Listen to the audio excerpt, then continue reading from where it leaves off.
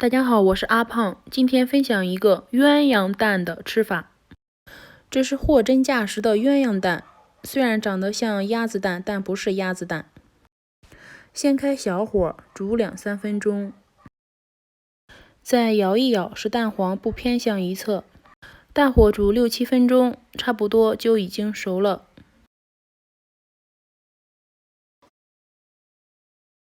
让煮熟的鸳鸯蛋先洗个凉水澡，这样比较好剥皮儿。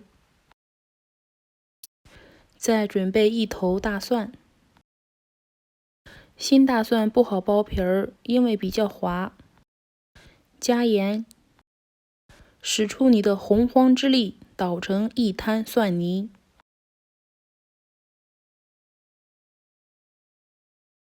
不管是剥鸳鸯蛋、鸡蛋还是鸭蛋等，如果剥得坑坑洼洼的，那么你应该开心，因为这是新鲜的蛋。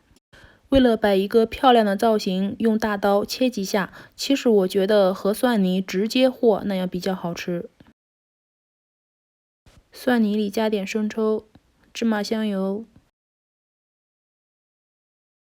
这个卖相虽然不咋地，碰巧你喜欢吃大蒜的话，一定要试一试，真的很好吃。记得点个赞哦，谢谢。